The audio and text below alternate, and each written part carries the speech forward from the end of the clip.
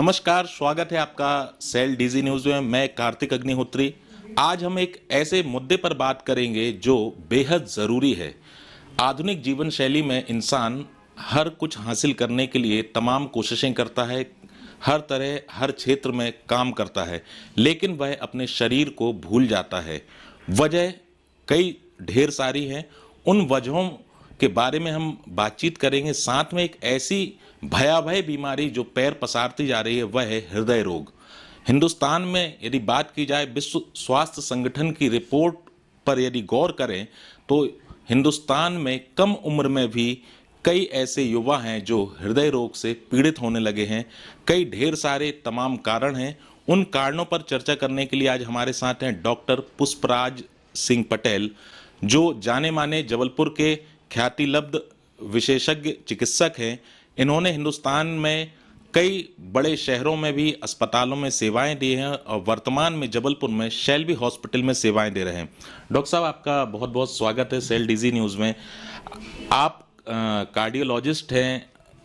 हृदय रोग के बारे में हम आपसे तमाम मुद्दों पर बात करेंगे। हृदय रोग की यदि बात की जाए तो ये किस तरह से भारत में यदि देखा जाए तो किस तरह से ये अपने पैर पसार रहा है और कौन से ऐसे कारण हो सकते हैं?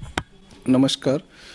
भारत को आज coronary capital of the world कहा जाता है। मतलब कि विश्व में सबसे ज़्यादा हृदय रोगियों की संख्या भारत में है।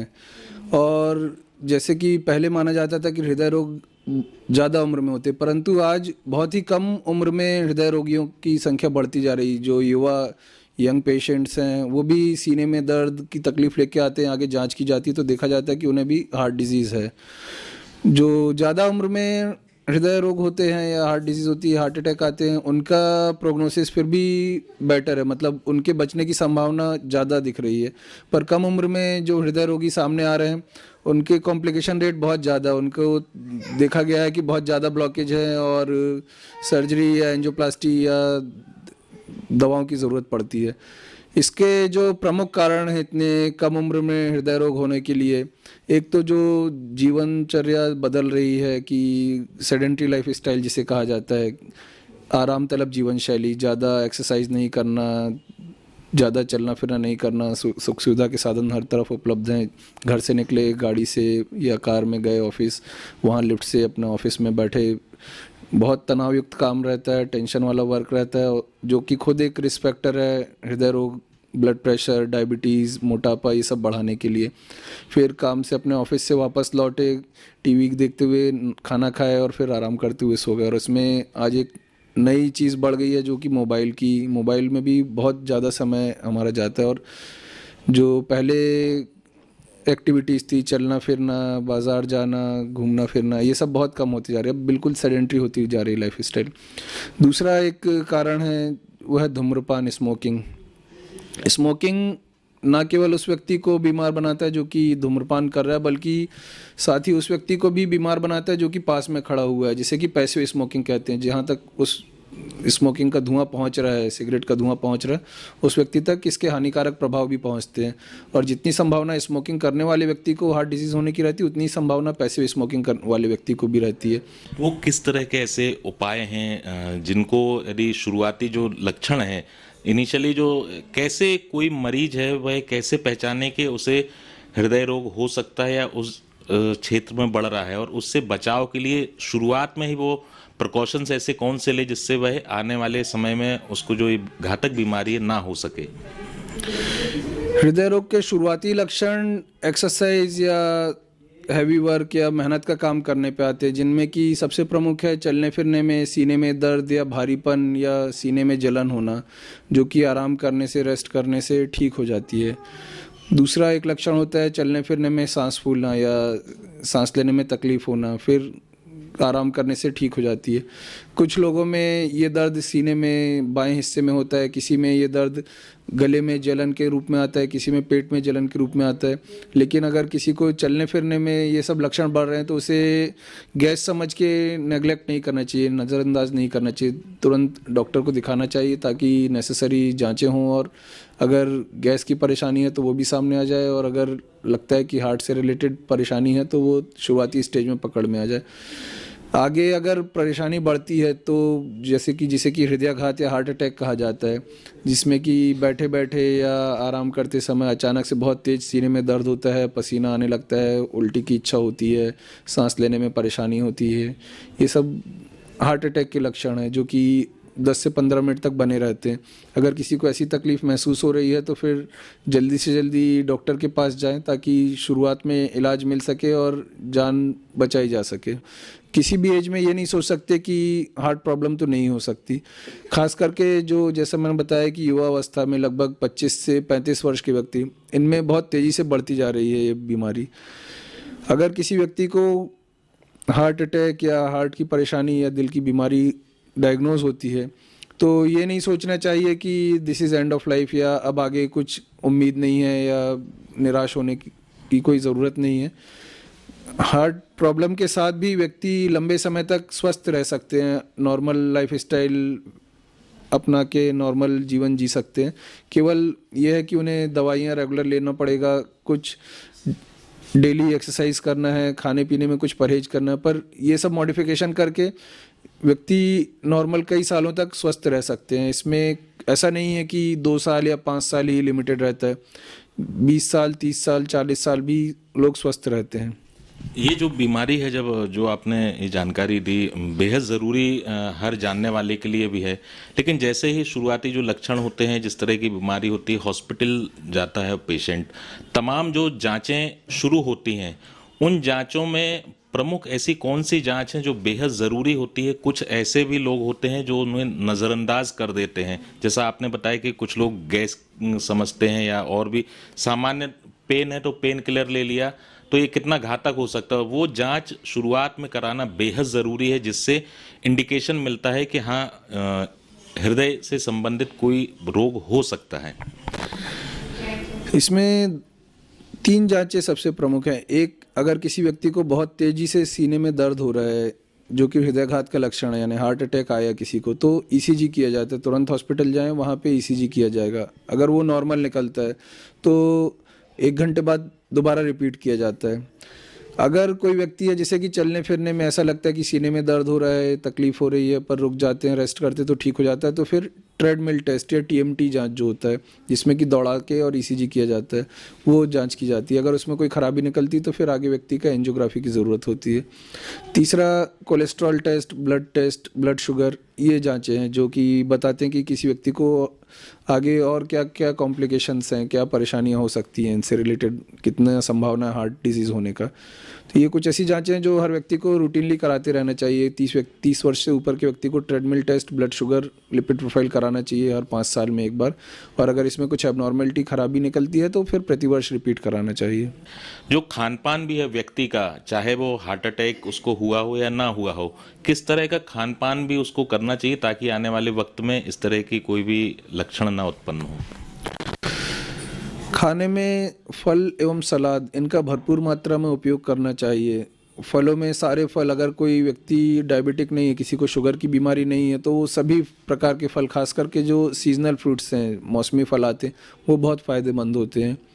महंगे फल खाना ज़रूरी नहीं, बिही, अंगूर, अनार, पपीता, ये सब, केला, ये बहुत फ़ायदेमंद होता है। ऐसा ज़रूरी नहीं कि आप सेब लें या महंगे फल लें। जो सीजनल फ्रूट्स हैं वो बहुत फ़ायदेमंद हैं। सलाद में ककड़ी, मूली, प्याज, टमाटर, गाजर, ये सब खाने का आधा हिस्सा फल और सलाद से बनना चाहिए। ये न केवल कोलेस्ट्रॉल की मात्रा घटाते हैं बल्कि पेट की बीमारियों से भी स्वस्थ रखते हैं। आजकल एक तो बाईपास सर्जरी भी हो रही है, इसके अलावा एंजियोप्लास्टी भी होती है, तो इन दोनों में कितना बड़ा फर्क है और किस तरह से जो मरीज है उसे इसका फ़ायदा मिलता है? बेसिक लोगों के बीच में बहुत ज़्यादा इसमें कन्फ्यूज़न रहता है, हम क्या कराएं, बाईपास सर्जरी कराएं या एंजियोप्लास्टी कराएं? क्या बेहतर, किस एज के, किस तरह के मरीज़ के लिए क्या बेहतर होता है, ये जानना चाहेंगे। पहली चीज़ ये डिपेंड करता है कि जो एंजियोग्राफी हुई है उसमें कितने ब्लड वेसल्स में कहाँ कहाँ पे ब्लॉकेज हैं, कहाँ कहाँ पे रुकावट है। अगर किसी व्यक्ति को ट्रिपल वेसल डिजीज, तीनों खून की नलियों में रुकावट है, व्यक्ति को ब्लड शुगर है या उसका पहले अटैक आया है, हार्ट कमज़ोर है, तो इस तरह के मरीज़ों में बाईपास सर्जरी बेहतर है। लेकिन अगर केवल एक ही ब्लड वेसल में रुकावट है, एक जैसे 3 ब्लड वेसल्स होती हैं, 3 खून की नलियाँ होती हैं हार्ट को ब्लड सप्लाई करने के लिए, left anti descending LAD, left circumflex LCX और राइट कोरोनरी आर्टरी आरसीए। अगर एलएडी या लेफ्ट एंटी डिसेंडिंग आर्टरी में बीमारी है तो फिर ऐसे में बाईपास सर्जरी के रिजल्ट्स लॉन्ग टर्म में बेटर रहते हैं।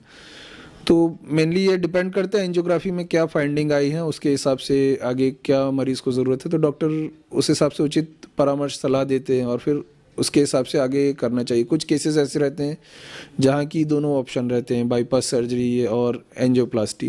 तो मैं समझता हूँ कि इस प्रकार के केसेस में भी बाईपास सर्जरी बेटर रहता है लॉन्ग टर्म में, लंबे समय में बाईपास सर्जरी के रिजल्ट्स ज़्यादा अच्छे देखे गए हैं। एंजियोप्लास्टी की हम बात करें, कई तमाम तरह के जो हॉस्पिटल्स हैं, अलग अलग भ्रांतियां भी लोगों में हैं जो उसमें स्टंट डलते हैं।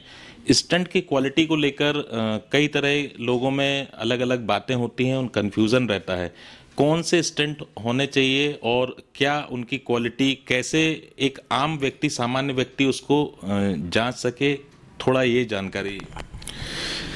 स्टेंट अभी जो प्रेजेंटली अवेलेबल हैं इसमें 3 किस्म के हैं, 3 प्रकार के हैं। एक कहलाता है बेयर मेटल स्टेंट, मतलब कि केवल मेटल है। दूसरा होता है ड्रग इल्यूडिंग स्टेंट, मतलब कि स्टेंट है और उसमें दवा लगी हुई है, कीमोथेरेप्यूटिक ड्रग, कैंसर की दवा रहती है उसमें।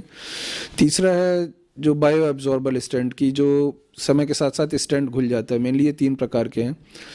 बेयर मेटल स्टेंट का उपयोग बहुत कम होता जा रहा है, अब ना के बराबर हो गया, बहुत ही कम केसेस में उसकी ज़रूरत पड़ती है। ड्रग इल्यूडिंग स्टेंट और बायो एब्जॉर्बल स्टेंट जो कि घुल जाता है, इनके अभी रिजल्ट कंपेरेबल है, मतलब कि लॉन्ग टर्म में इनके रिजल्ट्स लगभग बराबर हैं। बायो एब्जॉर्बल स्टेंट अभी रिसेंटली कुछ समय पहले ही आया है, तो इसके लॉन्ग टर्म के रिजल्ट्स अभी भी ड्रग इल्यूडिंग स्टेंट से बेटर नहीं कहे जा सकते। दूसरी बात जो है कि अलग अलग कंपनीज़ के, अलग अलग इंडियन कंपनी है या फॉरेन की कंपनी है, कम कीमत वाला है या ज़्यादा कीमत वाला है। स्टेंट में आगे जो मेन कॉम्प्लिकेशन होते हैं, आगे जो 2 परेशानियां हो सकती हैं, मुख्य परेशानियां 2 तरह की होती है। एक होती है कि इसके अंदर कभी कभी खून जम जाता है, ब्लड क्लॉट हो जाता है, जिसे कहा जाता है स्टेंट थ्रोम्बोसिस। दूसरी परेशानी होती है स्टेंट जो है एक्चुअली स्प्रिंग के जैसी एक चीज़ होती है, समझ लीजिए। स्प्रिंग के जो बीच का स्पेस है, वहाँ से बीच बीच में से मांसपेशियाँ बढ़ के और फिर रास्ते को फिर से सकरा कर सकती हैं, जिसे कि इन स्टेंट रीस्टोनोसिस कहा जाता है। ये 2 तरह के कॉम्प्लिकेशन होते हैं और जो जितने भी कंपनीज़ के स्टेंट उपलब्ध हैं, जो भी हैं, उनमें जो आजकल प्रचलन में है, उस सब में ये कॉम्प्लिकेशन रेट लगभग बराबर है। केवल 1-2% का अंतर कहा जा सकता है कि किसी कंपनी का 90% है, किसी का 89 है, किसी का 91 है। पर ऐसा बहुत डिफरेंस नहीं है कि किसी कंपनी में 50% है और किसी में 100% है, यानी सफलता का रिस्क। ये जो 5 से 10% कॉम्प्लिकेशन रेट है, ये सारे कंपनीज़ में लगभग बराबर है, प्रैक्टिकली बराबर। और अगर किसी व्यक्ति में ये होता है तो उस व्यक्ति के लिए 100% है, भले ही कितना भी महंगा स्टेंट लगाए हो। उसमें भी ये देखा जाता है, और सस्ते स्टेंट जो यूज़ हो रहे हैं, जो इंडियन कंपनीज़ के उपयोग में आ रहे हैं, उनमें भी देखा गया है कि ऐसा बहुत कॉमन नहीं है। तो मेरा मानना है कि भारत के जो फाइनेंशियल प्रोफाइल को देखते हुए इंडियन कंपनीज़ का जो कम रेट का है वो भी अच्छा काम करता है।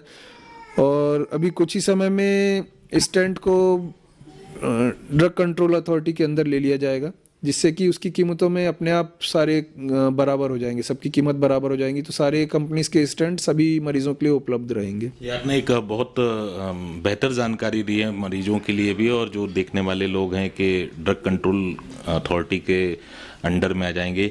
इसके अलावा जो बाईपास सर्जरी है, जबलपुर जैसे शहर की हम बात करें, जबलपुर में भी आप जिस हॉस्पिटल में सेवाएं दे रहे हैं, नंबर 1 का हॉस्पिटल है, तमाम तरह की सुविधाएं भी, और भी कुछ हॉस्पिटल्स हैं। लोगों में एक सोच भी जो है वो पहले जैसी नहीं है, वो दूसरे शहरों का रुख करते हैं। जबलपुर से लगा हुआ नागपुर है, बॉम्बे है, पूना है, या और भी।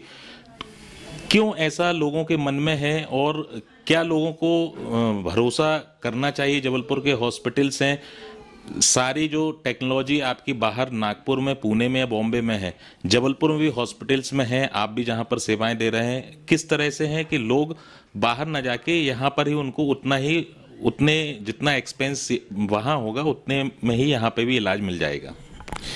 देखिए, यहाँ आने के पहले मैं मुंबई में और हैदराबाद में अपनी सेवाएं दे चुका हूँ। मुंबई में ब्रीच कैंडी हॉस्पिटल में, हैदराबाद में किम्स हॉस्पिटल में, नारायण हृदयालय में।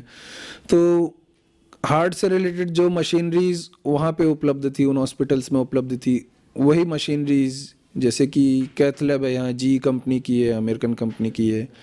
स्टेंट यूज़ होते हैं, इंटरनेशनल कंपनी के हैं। जो भी टेक्नोलॉजी है, सब इंटरनेशनल स्टैंडर्ड्स की चीज़ें। तो अब वही टेक्नोलॉजी जो बाहर के शहरों में थी, जो पहले नहीं थी, वो सब चीज़ें यहाँ पे उपलब्ध है। पहले नर्सिंग होम्स का ज़माना था, तो सारे डॉक्टर्स एक छत के नीचे नहीं मिल पाते थे, बट अब कॉर्पोरेट हॉस्पिटल्स का ज़माना है, तो सारे डॉक्टर्स एक ही हॉस्पिटल में उपलब्ध रहते हैं, ताकि अगर किसी मरीज़ को दूसरे डॉक्टर की ज़रूरत है तो जल्दी से जल्दी उनका परामर्श हो जाए और वो बीमारी जल्दी से जल्दी कंट्रोल में आ जाए। इसीलिए लोगों को दूसरे शहरों का रुख करना पड़ता था कि कोई गंभीर बीमारी है तो बड़े शहर में जाना पड़ेगा, ताकि सभी डॉक्टर्स एक जगह पर मिल जाएँ और बीमारी अच्छी तरह से डायग्नोज होकर उसका अच्छा ट्रीटमेंट हो जाए। लेकिन अब जबलपुर में भी बड़े हॉस्पिटल्स, कॉर्पोरेट हॉस्पिटल आ रहे हैं, और यहाँ पे भी सारे स्पेशलिटी के डॉक्टर्स जो पहले बाहर अपनी सेवाएं दे रहे थे, वो वापस जबलपुर में आके अपनी सेवाएं दे रहे हैं। जो चीज़ें हमने बाहर सीखी थी, वो चीज़ों का हम चाहते हैं कि लाभ जबलपुर के लोगों को मिले। वो टेक्नोलॉजी, वो सेवाएँ हम यहाँ पे दे रहे हैं। और अब बाहर से भी मरीज़ यहाँ पे आ रहे हैं। हमारे यहाँ पे जैसे डॉक्टर विक्रम शाह हैं, जो नी ट्रांसप्लांट सर्जन हैं, वो महीने में एक बार अहमदाबाद से यहाँ पे आते हैं। तो उनके लिए सर्जरी कराने झारखंड, बिहार, उत्तर प्रदेश, दिल्ली, यहाँ से मरीज़ जबलपुर में आते हैं। जबकि कभी ऐसा नहीं सोचा गया था कि दिल्ली से कोई मरीज़ ऑपरेशन कराने के लिए जबलपुर में आएगा। लेकिन अब लोगों का भरोसा बढ़ रहा है, तो यहाँ पे भी लोग रुक रहे हैं, ट्रीटमेंट करा रहे हैं और स्वस्थ होकर जा रहे हैं, और उन्हीं के थ्रू दूसरे मरीज़ भी आ रहे हैं हमारे पास में। आप जब से सेवाएं दे रहे हैं इस मेडिकल लाइन में, आपकी लाइफ में ऐसे कोई आप जिक्र करना चाहेंगे बहुत बेहद क्रिटिकल केस रहा हो और उसको किस तरह से आपने बचाई? देखिए, हार्ट के मामले में तो हर केस क्रिटिकल रहता है। अगर थोड़ा भी लापरवाही हुई या ध्यान नहीं दिया, या कभी कभी बीमारी के कारण भी मरीज़ की जान जा सकती है। तो मैं कितना भी स्टेबल दिखे पेशेंट, लेकिन मैं उसको उतना ही सीरियस मान के चलता हूँ जितना कोई कॉम्प्लिकेशन किसी केस में हो सकता है, या कोई केस जितना सीरियस हो सकता है, मैं सारे कॉम्प्लिकेशन कंसीडर करके ही उसका ट्रीटमेंट करता हूँ। ऐसे बहुत सारे केस आए जो लगे कि इनका बचना मुश्किल है, लेकिन भगवान की दया से और जो हमारा टीम वर्क था, उसके कारण मरीज़ों की जान बचाई जा सकी और मरीज़ स्वस्थ होके गए और अभी फॉलोअप में भी आ रहे हैं। कितने ऑपरेशंस अभी तक आपने किए होंगे जहाँ जहाँ भी आप रहे हैं? कितना ऐसा वो रहा? मैं यूजुअली गिनती नहीं रखता हूँ ऑपरेशंस की, मैं नंबर्स के पीछे नहीं जाता, तो मैं कभी काउंटिंग नहीं करता कि कितने हो गए। बट यहाँ जबलपुर में 1000 से ज़्यादा हो चुके हैं। हैदराबाद में तो हर महीने 300-400 से ज़्यादा होते थे, बट एग्जैक्ट नंबर तो नहीं हूँ। एक आपकी फील्ड से ही जुड़ा हुआ सवाल है कि डॉक्टर का पेशा आपने क्यों चुना, और आप बहुत विशेषज्ञ कार्डियोलॉजिस्ट में की श्रेणी में आप आते हैं, नाम आपका गिना जाता है शेल्बी हॉस्पिटल में। तो ये क्षेत्र आपने चुनने के पीछे क्या ऐसे कारण थे? जो आपका फैमिली बैकग्राउंड भी था, वो किस तरह का था? क्यों इसमें आप आए? मेरा फैमिली बैकग्राउंड, मेरे पिताजी एक छोटी सी दुकान थी डेयरी की, दही मट्ठा ये सब की, और माँ तो गृहिणी थी। हम लोग 3 भाई और 1 बहन है। तो जब मैं मतलब बायो सब्जेक्ट लिया, तभी से था कि डॉक्टर बनना है। उसके लिए प्रयास किया, काफ़ी समय लगा पीएमटी में, फिर सफलता मिली। लेकिन उसके बाद एमबीबीएस के समय मैंने सोचा कि हाँ, ये बीमारी तेज़ी से बढ़ रही है और बहुत ज़्यादा मौतें होती हैं, तो इसलिए मैंने हृदय रोग विशेषज्ञता हासिल की, ताकि मरीज़ों को और जबलपुर के लोगों को उसका लाभ मिल सके और जो मेरे परिचित मेरे मरीज़ हैं उनकी जान बचाई जा सके। एक और सवाल लोगों के मन में आता है जब भी, चाहे वो हृदय रोग हो या फिर और भी अन्य तरह के जो दूसरे रोग हो, डॉक्टर की पहचान किसी भी आम व्यक्ति को कैसे करना चाहिए? क्या उसको कैसे वो जांचे कि यह डॉक्टर सही है या गलत है, तमाम सारी, क्योंकि चिकित्सा के क्षेत्र में डॉक्टरी पेशा बढ़ता जा रहा है, डॉक्टरों की संख्या ही बढ़ती जा रही है, लेकिन एक बहुत कठिन वक्त होता है जब ऐसे वक्त में व्यक्ति नहीं पहचान पाता कि हम किस डॉक्टर के पास जाएं। क्या उसको पहले देखना चाहिए? देखिए, अगर एक तो हो गया जनरल डॉक्टर्स, सारे डॉक्टर्स का क्वालिफिकेशन एमसीआई ने मैंडेटरी किया है कि अपने साइन बोर्ड पे डिस्प्ले करें कि आप किस स्पेशलिटी में हैं, अपना रजिस्ट्रेशन नंबर डिस्प्ले करें, प्रिस्क्रिप्शन में भी लिखना अनिवार्य है। तो जो एमसीआई से रजिस्टर्ड डिग्री हैं वही मान्य है, उसके अलावा भी लोग बहुत कुछ लिख लेते हैं, पर जो MCI medical council of India से रिकॉग्नाइज्ड है वही मान्य है। दूसरी अगर बात करें हृदय रोग से संबंधित कि हृदय रोग के डॉक्टर किसके पास जाना चाहिए, तो जो भी क्वालिफाइड डॉक्टर्स हैं हृदय रोग के लिए जरूरी है कि जल्दी से जल्दी हॉस्पिटल में पहुंचना, नज़दीकी हॉस्पिटल में जल्दी से जल्दी इलाज मिल सके। कई अस्पतालों में सुविधाएं उपलब्ध नहीं रहती, पूरी सुविधाएं उपलब्ध नहीं रहती, लेकिन अगर किसी व्यक्ति को हार्ट अटैक आया है और सही समय पे 3 घंटे का समय कहा जाता है गोल्डन पीरियड जो है, अगर 3 घंटे के अंदर डायग्नोज होके और खून पतला करने वाला इंजेक्शन या थ्रोम्बोलाइटिक ड्रग वो इंजेक्शन लग गया तो उसका रिजल्ट एंजियोप्लास्टी के रिजल्ट के बराबर रहता है। जैसे कोई गांव में या कोई छोटी जगह पे है जहाँ की हार्ट स्पेशलिस्ट उपलब्ध नहीं है, तो भी मेरी सलाह ये है कि आपके नज़दीकी जो अस्पताल हैं जहाँ की एमडी फिजिशियन हैं उनके पास जाएं, वो तुरंत डायग्नोस करेंगे। लगता है हार्ट अटैक है तो ब्लड क्लॉट घोलने वाला इंजेक्शन जिसे थ्रोम्बोलाइटिक ड्रग बोलते हैं वो इंजेक्शन देंगे। अगर ये इंजेक्शन 3 घंटे के अंदर मिल गया तो कई बार ऐसा भी रहता है, देखा गया कि एंजियोग्राफी करने पे ब्लड क्लॉट पूरी तरह से घुल गया और एंजियोप्लास्टी की ज़रूरत नहीं पड़ी। तो अगर सही समय पे इलाज मिलना ज़रूरी है। अगर लगता है ट्रैवल टाइम 1 घंटे से ज़्यादा है कि बड़े अस्पताल तक पहुंचने में 1 घंटे से ज़्यादा लगेगा, तो नज़दीकी हॉस्पिटल में जाएं, वहाँ पे प्राथमिक उपचार लें और फिर उसके बाद बड़े अस्पताल में जाएं। बहुत बेहतर जानकारी दी, क्योंकि आपकी आवाज़ ग्रामीण इलाकों में भी पहुंच रही है। सेल न्यूज़ काफ़ी ग्रामीण इलाकों में भी है। इसके साथ में जो क्षेत्र है, चिकित्सा का क्षेत्र है, हृदय रोग से संबंधित जो विश्व स्वास्थ्य संगठन ने भी एक ताज़ा रिपोर्ट दी थी जिसमें कहा था कि 2030 तक 34 से 40% मौतें हृदय रोग से हो सकती हैं। अब जो वर्तमान में जो जीवन शैली आपाधापी भागदौड़ भरा दिनचर्या रहता है, प्रमुख रूप से क्या लोगों को आप संदेश देना चाहेंगे कि इस तरह की बीमारियों से वो बचें और कोशिश करें कि वो स्वस्थ रहें, दूसरे लोगों को भी स्वस्थ रहने के लिए प्रेरित करें? मैं आपके माध्यम से कुछ मैसेज पहुंचाना चाहता हूं। एक तो खाने पीने में परहेज, ज़्यादा तेल मसाले वाली चीज़ें उपयोग ना करें, फल एवं सलाद भरपूर मात्रा में लें। दूसरा, एक्सरसाइज प्रतिदिन 30 मिनट अपने लिए निकालें, 30 मिनट तेज़ पैदल चलें, ब्रिस्क वॉक करें। ये ज़रूरी नहीं कि जिम जाएं या दौड़ लगाएं, केवल तेज़ पैदल चलना या साइकिलिंग करना ही अपने आप को स्वस्थ रखने के लिए सफिशिएंट है। तीसरा है स्मोकिंग या धूम्रपान से बचें। आपका कोई मित्र अगर स्मोकिंग करता है तो उसे भी मना करें स्मोकिंग करने के लिए। चौथा, अगर आपको या आपके परिजनों को किसी को ब्लड प्रेशर, ब्लड शुगर या हार्ट डिजीज़ है तो उसकी दवाइयाँ उचित मात्रा में लेते रहें। रेगुलर डॉक्टर के पास चेकअप के लिए जाएं ताकि बढ़ते हुए ब्लड प्रेशर या ब्लड शुगर के साथ में उसकी डोज एडजस्ट की जा सके। और अगर किसी की शुगर या ब्लड प्रेशर बढ़ा हुआ है तो और वो दवा ले रहा है लेकिन कंट्रोल में नहीं है तो ये दवा ना लेने के बराबर है। तो दवाइयाँ सही मात्रा में लेना भी ज़रूरी है। ये कुछ ऐसी चीज़ें जिन्हें अपना के आप हार्ट डिजीज़ का जो कॉम्प्लिकेशन है वो सब कम कर सकते हैं। जो इसमें जो भी इस तरह के पेशेंट्स होते हैं, कुछ दवाएं ऐसी होती हैं, क्या उनको ताउम्र लेना होता है? जैसे एस्कोप्रिन हो गया खून पतला करने की, और भी कुछ दवाएं, क्या वजह है कि उनको जीवन भर उनको लेना ही होगा? यदि बीच में गैप करता है कोई ये पेशेंट तो और किस तरह के कॉम्प्लिकेशन भी आ सकते हैं? लोगों को इसमें सावधान रहना चाहिए।